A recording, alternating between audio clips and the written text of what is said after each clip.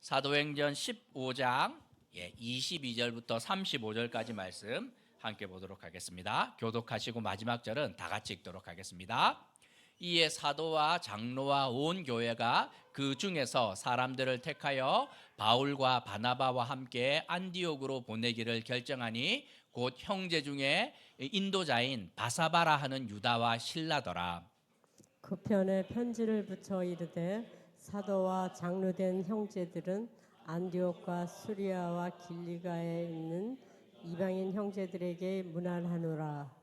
들은즉 우리 가운데서 어떤 사람들이 우리의 지시도 없이 나가서 말로 너희를 괴롭게 하고 마음을 혼란하게 한다 하기로 사람들을 택하여 우리 주 예수 그리스도의 이름을 위하여 생명을 아끼지 아니하는 자인 우리가 사랑하는 바나바와 바울과 함께 너희에게 보내기를 만장일치로 결정하였노라. 그리하여 유다와 실라를 보내니 그들도 이 일을 말로 전하리라. 성령과 우리는 이 용인한 것들 외에는 아무 짐도 너희에게 지우지 아니하는 것이 옳은 줄 알았노니 우상의 제물과 피와 목매어 죽인 것과 음행을 멀리할지니라. 이에 스스로 삼가면 잘 되리라. 평안함을 원하노라 하였더라. 그들이 작별하고 안디옥에 내려가 무리를 모은 후에 편지를 전하니 읽고 그 위로한 말을 기뻐하더라. 유다와 실라도 선지자라 여러 말로 형제를 권면하여 굳게 하고 얼마 있다가 평안히 가라는 전송을 형제들에게 받고 자기를 보내는 사람들에게로 돌아가되 바울과 바나바는 안디옥에서 유하며 수다한 다른 사람들과 함께 주의 말씀을 가르치며 전파하니라. 예, 아멘. 오늘 설교 시작하기 전에 이제 약간 성경 읽으면서 뭐 없음이 있죠, 그렇죠? 성경 말씀이 중간에 빠졌는데 이게 뭔가 싶을 겁니다.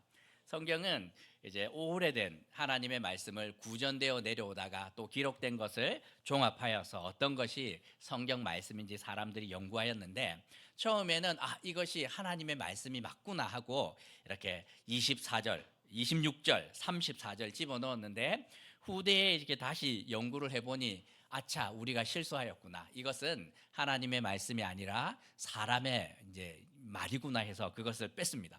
그러면 이제 26절이 빠졌으니 27절을 위로 올려서 26절로 만들어야 되는데 그러면 또 27절이라고 알고 있었던 사람들은 혼란이 올 것 같으니 아예 뺐습니다. 그래서 없음할 때 놀라지 마시고 말씀이 왜 사라졌나 오해 안 하셔도 됩니다.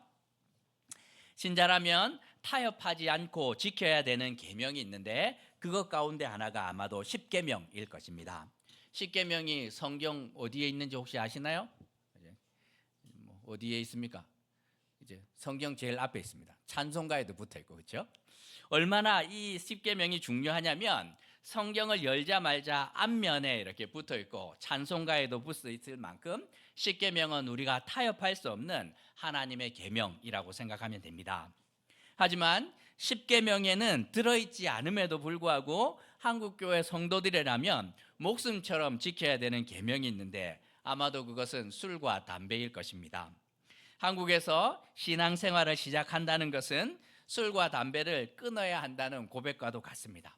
교회 다닌다 하는데 뭐 이렇게 술 한잔 하려고 하면 세상 사람들이 오히려 이상하게 교회 다니는 사람이 이렇게 말하면서 그것은 이 어쩌면 우리에게 이게 막 아주 중요한 계명처럼 여겨질 때가 있습니다. 제가 부산에서 아주 신실한 집사님 댁에 신방을 한번 갔습니다. 참 이렇게 믿음이 귀하고 삶이 훌륭한 분이었는데 제가 이제 그 집에 신방 가서 집사님 물 한 컵만 주세요. 목사님 냉장고에 생수 있으니 꺼내 드시면 됩니다. 네, 그리고 열었더니 냉장고 안에 생수 말고도 이제 주님이 많이 계셨습니다. 제가 누굽니까? 모른 척하고 닫아야 되는데 제가 그런 사람이 아니죠. 집사님 여기 냉장고 안에 주님이 많이 계신데 너무 추울 것 같은데 제가 좀 꺼내 놓을까요? 이렇게 그 집사님 얼굴이 막 이렇게 사색이 되어서 저한테 말씀하셨습니다. 목사님 제가 믿음이 약해서 담배는 끊었는데 술은 아직 이렇게 술 담배 안 끊으면 이 구원이 없다고 말하는 분들이 교회 안에도 아직 많이 계십니다. 어르신들 중에 우리는 신앙생활을 하며 성경이 분명히 죄라고 말하고 금하는 것이 있지만 어떤 것은 죄는 아니지만 피해하는 것들도 있지요. 안디옥 교회는 지금 할례 문제 때문에 난리 났습니다. 어떤 신실한 사람들이 와서 우리처럼 몸에 할례를 받지 않으면 너희들 신앙이 다 가짜고 천국도 못 간다, 이런 분들이 막 큰 소리를 내는데, 이 바울이 아무리 설득하고 설명을 해도 이게 뭐가 해결이 되지 않습니다. 결국에는 이 문제를 최고의 권위를 가진 예루살렘 교회에 물어보기로 했고, 지난 시간에 예루살렘 교회는 이 문제에 대해서 결론을 내립니다. 그리고 그 결과를 안디옥 교회에 보내고 있는데, 오늘 본문에서 어떤 일이 일어나고 있는지 함께 보시면 됩니다. 23절에서 예루살렘 교회는 그 회의의 결과를 편지를 써서 보냅니다. 그냥 안디옥에서 온 바울과 바나바의 편에 이제 결론 지은 거, 그 내용을 써서 보내면 될 텐데, 이 사람들은 편지만 보내지 않고 22절과 25절을 보면 사도들과 장로들과 온 교회가 고민하다가 두 사람을 편지와 함께 보냅니다. 한 사람은 이 유다였는데 별명이 바사바입니다. 바사바는 안식일의 아들이라는 뜻인데, 왜 별명이 붙었을 것 같아요? 안식일에 태어났기 때문에 붙여진 이름입니다. 제가 바사바 아니겠습니까? 바사바 73년 3월 11일 태어났는데 주일입니다. 주일. 그래서 누나가 저 만날 때마다 네가 아침에 그렇게 울어가지고 누나가 교회 못 갔다 이야기를 하면서 막 이렇게 이야기를 하는데, 주일날 제가 태어났습니다. 아마 바사바는 그렇게 붙여진 별명인데, 유다는 예루살렘 교회에서 아주 신실하였던 자였던 것 같고, 두 번째 사람은 실라였는데, 바울이 두 번째 선교 여행을 갈 때 이 택한 사람이 바로 실라였습니다. 바울이 보는 눈이 보통이 아니지요. 마가 요한 데려가는 문제 때문에 막 한판 싸우면서 얘는 기준에 못 미치니 나는 못 데려간다, 이렇게 할 정도로 보면 바울은 아주 눈이 높은 사람이었는데, 바울이 택한 사람이 실라였을 정도로 실라와 유다는 예루살렘 교회에서도 아주 이 중요한 역할을 담당합니다. 32절을 보면 유다와 실라를 향하여서 예언자라 설명을 하는데, 이 두 사람은 예언자, 곧 하나님의 말씀을 해석하고 전하는 역할을 예루살렘 교회에서 하였던 것 같습니다. 예루살렘 교회는 이 두 사람을 편지와 함께 보내는데, 왜 그러하냐면 편지를 설명하기 위함입니다. 단지 결과를 전달하는 것을 넘어서서 왜 우리가 이런 결정을 하였는지를 설명하기 위해서 이 사람들을 보냅니다. 27절과 32절에서 보면 그들은 이 내용을 설명하면서 성도들을 격려하고 힘을 북돋우는 일을 담당했다고 성경은 기록하고 있습니다. 편지의 내용이 무엇입니까? 24절에서 할례 안 받으면 구원이 없다, 이렇게 말한 사람이 있는데, 그 사람은 우리가 보낸 사람도 아니고 그들의 생각은 예루살렘 교회의 공식적인 입장도 아닙니다. 할례 받는 것과 하나님의 구원은 아무런 상관없으니 받아도 좋고 안 받아도 무관합니다 하는 것이 편지의 내용이었습니다. 받는다고 신앙이 더 좋고 안 받는다고 엉터리고 그런 거 아닙니다, 이렇게 말합니다. 하지만 이 덧붙이는 말이 있었는데, 28절과 29절에서 대신에 우상에게 바친 음식과 피와 목매어 죽인 짐승의 고기와 음행, 이것은 여러분들이 멀리하는 것이 좋겠습니다. 하나님은 우리에게 무거운 짐을 지우는 분이 아닌데, 하지만 그럼에도 불구하고 서로의 신앙에 걸림돌이 된다면 그것은 우리가 조심하는 것이 좋겠습니다 하고, 이 결정 사항과 참고해야 되는 사항을 편지에 적어서 보냅니다. 편지가 전해졌을 때 할례 받지 않은 사람들이 얼마나 기뻤겠습니까? 하지만 할례를 이미 받은 사람들은 막 속이 상합니다. 이미 막 돌칼로 이렇게 막 그어가지고 육체의 아픔을 견디면서 이거 있으면 뭐 좋다 했는데 또 아니라고 하니 이게 뭔가 싶은 것이지요. 하지만 이 유다와 실라가 그들을 앉혀놓고 조목조목 설명해 줍니다. 옛날에는 몸의 할례를 받는 것, 그거 아주 중요했지만 지금은 그거보다 더 중요한 것이 있는데 마음의 할례를 받는 것입니다. 그러니 억지로 할례 안 받아도 충분합니다. 할례 받은 사람들에게는 불러서 말합니다. 아브라함이 몸에 받은 할례인데 그게 얼마나 귀한지 모릅니다. 선민의 증표 아니겠습니까? 저도 받았고 예루살렘 교회에서 할례 안 받은 사람 하나도 없습니다. 하지만 그렇다고 해서 할례 이거 자체가 하나님 앞에서 의가 될 수는 없습니다. 우리는 오직 믿음으로 하나님의 자녀가 되는 것인데 할례보다 믿음을 더 자랑하시면 됩니다. 집사님, 그 몸에 막 작심하면서 잘 믿어보겠다고 돌칼도 됐는데 이제 믿음으로 뭐 못할 게 뭐가 있겠습니까? 그거 아주 귀한 것인데 믿음을 더 자랑하면 됩니다. 이 편지를 읽고 유다와 실라의 말을 들은 사람들이 어떻게 됐겠습니까? 31절에서 격려의 말씀에 기쁨을 얻게 됩니다. 답답했던 마음이 시원케 되었고 무언가가 분명해지고 교회 안에 나누었던 분쟁들이 해소가 되면서 다시 신앙생활에 활기를 띠게 되었던 것이지요. 할례를 업신여겼던 사람도 할례에 목숨을 걸었던 사람도 모두가 유익을 얻게 되었다는 것입니다. 33절에서 유다와 실라는 적지 않은 시간 동안 안디옥 교회 성도들과 믿음의 교제를 하고 평안히 가시라는 현재들의 전송을 받고 예루살렘으로 돌아갑니다. 유다와 실라가 이 안디옥 교회를 떠나고 난 다음에 어떻게 되었을까요? 이제 갔네 그러면서 다시 싸웁니까? 그렇지 않습니다. 35절에서 보면 바울과 바나바는 그들과 함께 있으면서 더 많은 사람들에게 하나님의 말씀을 가르치는 일을 했다고 말씀합니다. 어떻게? 26절에서 말씀하고 있는데 예수께 목숨을 건 사람처럼 교회와 성도들을 섬겼고 그 놀라운 은혜가 안디옥 교회에 더 풍성하게 나타났다고 성경은 기록하고 있습니다. 오늘 말씀을 통해 두 가지만 생각해 보려고 하는데 신앙생활을 어떻게 해야 되는지 우리가 한번 생각해 보려고 합니다. 우리가 먼저 생각해야 하는 것은 분별하며 신앙생활 하는 것입니다. 우리 인생의 많은 것들은 어깨 너머로 배울 때가 많습니다. 예의 범절이 그러하지 않습니까? 어린아이들이 안 배운 것처럼 보이지만 배운 것들이 참 많아요.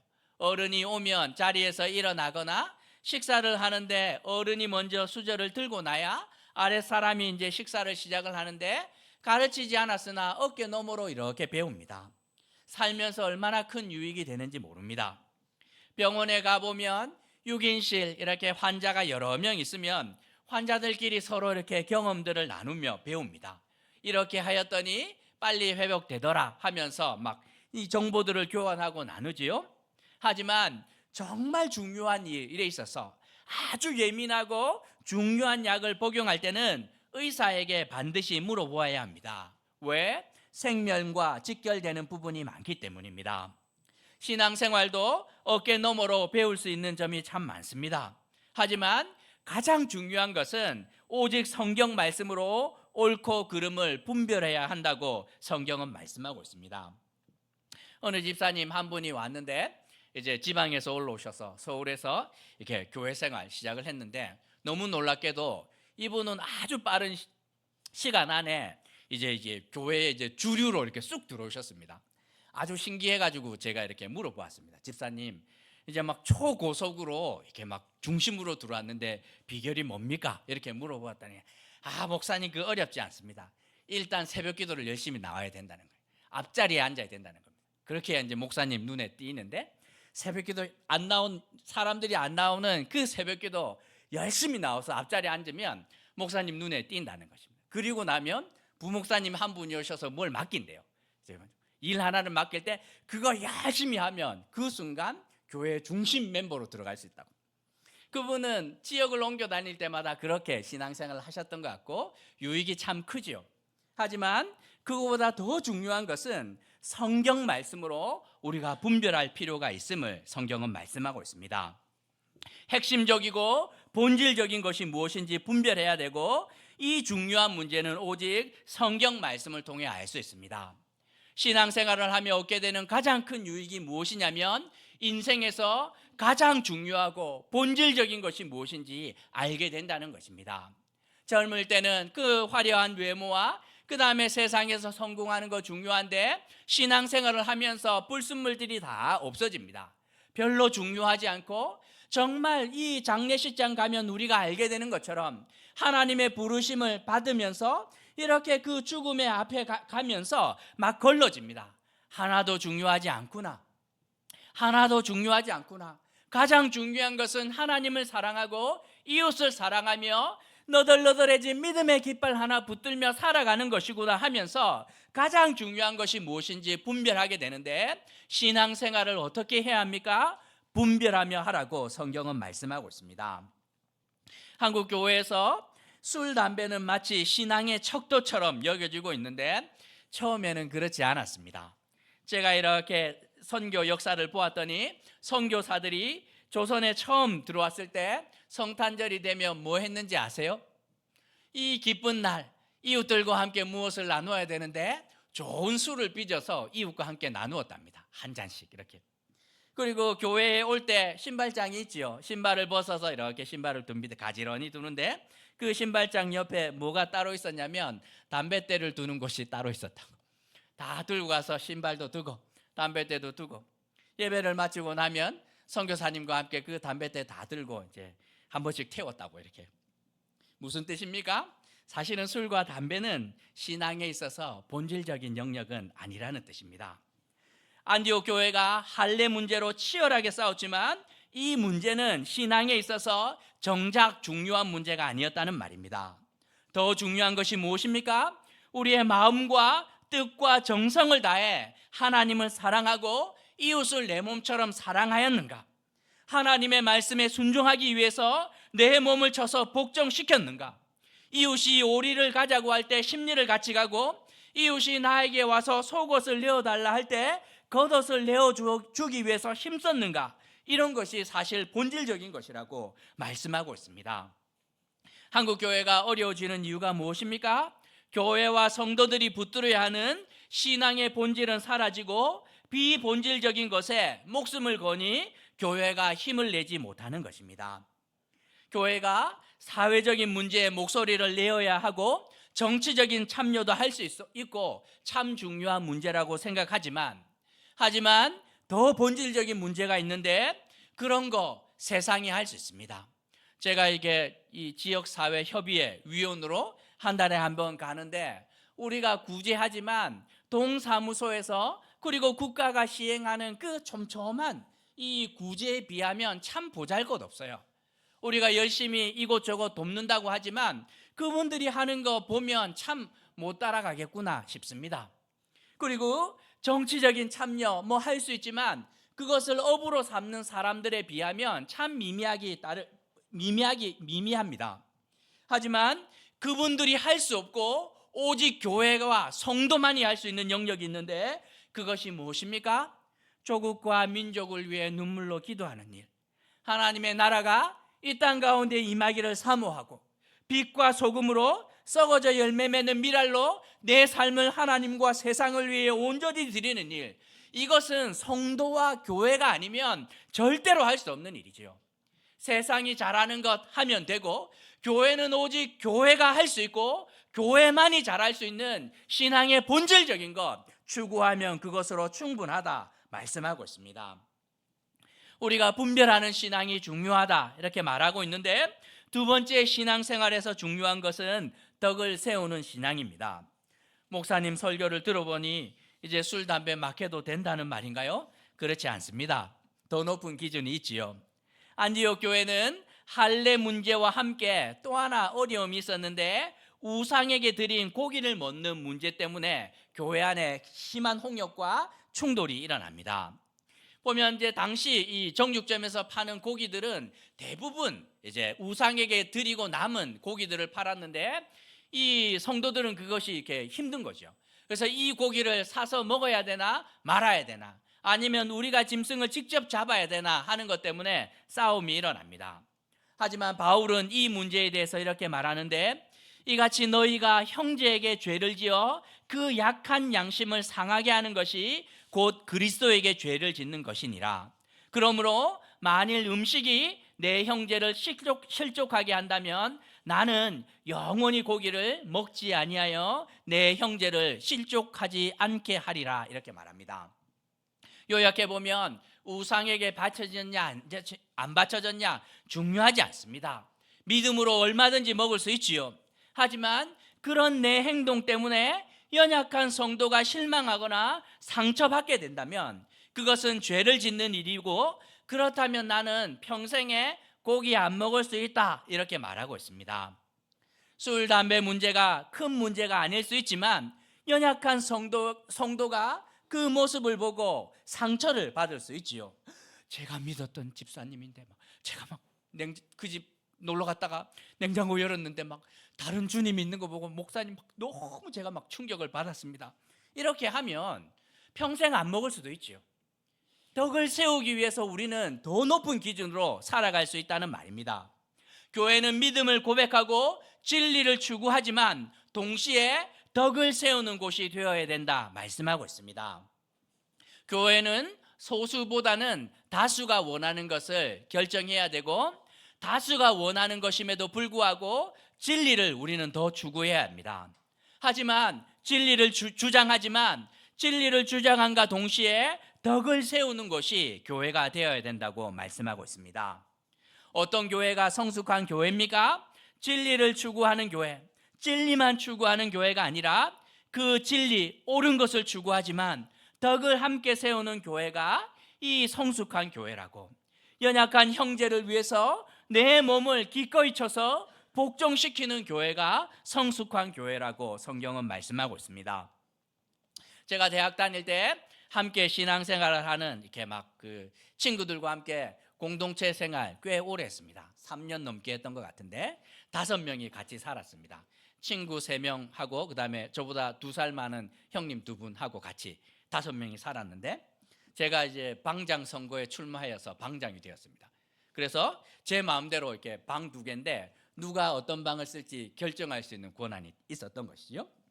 그런데 저희와 함께 이렇게 지내야 되는 그 2살 많은 형님 2분이 있는데, 이 형님들이 성향이 달라도 너무 다릅니다. 한 사람은 여기는 예술가예요. 디자인을 전공한 사람인데 저희 그 제이하우스 이렇게 설계하시고 시공하신 분, 그리고 제가 이렇게 공사할 때마다 제 머릿속에서 나온 게 아니라 그분한테 사진 찍어서 보내서 이제 설계해라 그러면 그대로 제가 서집사님한테 부탁을 하는데, 그러니 예술가니 이 사람이 이 삶의 성향이 어떠하냐면 무계획이 계획인 인생입니다. 항상 새롭고 재밌는 것을 쫓아서 살아가고 계획이라는 것은 하나도 없는 사람. 근데 또 한 사람은 여기는 이게 계획을 세우지 않으면 아무것도 못하는 사람, 공대를 다니시는 분인데 모든 것에 계획이 있습니다. 1년 계획, 월간 계획, 주간 계획, 1일 계획이 다 정해져 있고, 일어나고 잠자고 밥 먹고 하는 모든 시간이 정해져 있고, 그렇게 움직이지 않으면 힘든 사람입니다. 너무 다르니 방 배정을 할 때 어떻게 하면 되겠습니까? 비슷한 무리들 넣고 이렇게 따로 이렇게 하면 되겠지만 제가 그런 사람이 아니죠. 그 2사람을 같은 방에 배정을 했습니다. 보고 싶은 거죠. 이 2사람이 어떻게 살아가는지. 얼마 못 갈 텐데 치열하게 싸우고 이렇게 헤어지는 거 내가 한번 봐야 되겠다고 2사람을 집어넣었습니다. 며칠 못 가서 끝날 줄 알았는데 3년을 그 형님들이 같이 살았어요. 안 싸우고. 어느 날 이 예술가 형님이 갑자기 밤 11시에 5명을 다 불러 모으더니만 갑자기 야 우리 바다 보러 가자 이렇게 무계획적으로. 그런데 놀랍게도 그 다른 형님은 이제 책상 위에 앉아서 계획 시간표 따라서 자기 전에 성경을 이렇게 읽고 자야 되니까 성경을 열심히 읽었던 것이죠. 근데 그 형님이 대답을 했습니다. 미안하지만 니네들끼리 다녀와라 이렇게 할 줄 알았는데 그 형님이 성경을 책을 딱 덮더니 일어나서 말했습니다. 마침 나도 바다 보러 가고 싶었는데 같이 가자 웃으면서. 거짓말이지요. 거짓말입니다. 그렇게 할 수 없는 사람인데 아는 것이죠. 나는 너무너무 힘들고 내 계획 안에 바다 보러 가는 거, 밤바다 보는 거 이건 계획이 없는데도 불구하고 사랑하는 형제가 원하니 본성을 거스려서 갑니다. 억지로 놀아주고 왔습니다. 그리고 놀라운 건 그 다음 날 바다 보고 온 다음 날 예수글과 형님이 아침에 일어나서 큐티하면서 공책에다가 뭘 그립니다. 뭘 하나 봤더니만 지키지도 못할 계획을 세우고 있었습니다. 동그라미 그려서 밥 먹는 시간 이렇게 하면서. 둘 다 본성을 거스르면서 살아가는 것이죠. 보면서 얼마나 큰 유익이 있었는지 모릅니다. 세상 사람들은 본성을 따라서 살아가지만 성도들은 그렇게 신앙생활을 하지 않습니다. 내가 원하고 내가 좋아하는 것이 있지만 정말 내 피부치와도 같은 그리스도께서 피값으로 산 형제 자매들이 있는데 그들이 원한다면 내 것을 쳐서 복종시키며 덕을 세우는 삶을 살아갈 수 있음을 성경은 말씀하고 있습니다. 집사님들이나 이렇게 만날 때 와서 다 물어봅니다. 식사할 때 되면 어디 가서 신방 갔는데 그러면 목사님 뭐 좋아하세요? 하면 제가 대답합니다. 다 좋아합니다. 아무거나 다 좋아합니다. 거짓말인가요? 진짜입니다. 덕을 세우기 위해서 뭐든 못 먹겠습니까? 사랑하는 성도가 뭐 회 먹자면 먹고 뭐 먹자면 그거 못 먹겠습니까? 본성을 거슬려 가는 것이지요. 목사님 저는 MBTI 뭐 어떻게 무슨 성향이 강해서 그런 거 어디 있습니까? 덕을 세우기 위해서 E가 아니라 Z까지 주님이 가라면 우리는 갈 수 있습니다. 본성대로 사는 것이 신앙생활이 아니라 본성을 거스르며 덕을 세우며 영혼을 살려내는 자리까지 나아가는 것, 그것이 바로 신앙생활이라고 성경은 말씀하고 있습니다. 신앙생활 어떻게 해야 됩니까? 인생의 본질이 무엇인지 날마다 분별하며 살아가십시오. 이 부부 생활하면서 끊임없이 우리가 잊지 말아야 되는 것이 본질이 무엇인지 봐야 되는 것이죠. 자매들이요, 남편이 양말 뒤집어 놓는 거 답답하죠. 100만 년 말해도 안 듣는데 30년 말해도 막 안 듣는데 사실은 그것은 불편하기는 해도 본질적인 것이 아닙니다. 뭐 방 치우라고 빨래 좀 넣으라고 밥 먹으면 싱크대에 갖다 놓으라고 30년을 말해도 안 바뀌는데 그것은 인생의 본질, 이 결혼 생활의 본질이 아니에요. 본질이 무엇입니까? 날 사랑하지 않는 것, 그것이 제일 중요한 거죠. 부부싸움 할 때 그것으로 싸워야 되는 것이죠. 이 인간아 왜 양말을 이런 거 불편하지만 그것은 참고 살 수 있지만 왜 이 인간아 네가 날 전심으로 사랑하지 않느냐, 이것은 싸움의 본질적인 문제가 될 수 있는 것입니다. 신앙생활에서도 마찬가지입니다. 뭐 술, 담배 문제 너무 중요하긴 하지만 다 걸러냅니다.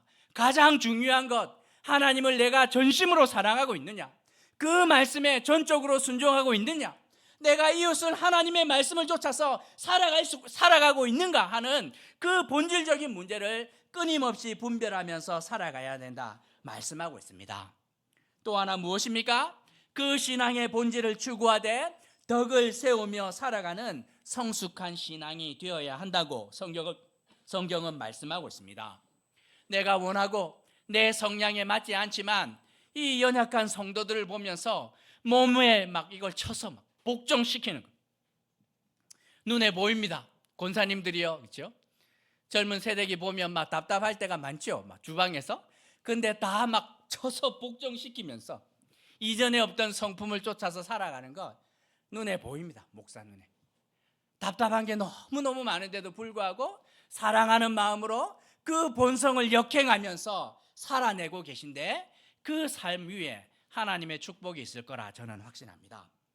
성숙한 교회, 성숙한 성도로 살아가십시다. 본질을 잃지 않는 교회와 성도가 되어야 되고 그 본질을 추구하나 덕을 세울 때 하나님께서 주시는 놀라운 은혜가 우리 가운데 있을 것이라 말씀하고 있는데 이 약속의 자리 가운데로 함께 나아가게 되는 어울림교회가 되기를 주님의 이름으로 도전하는 것입니다. 말씀 생각하시면서 좀 기도할까요?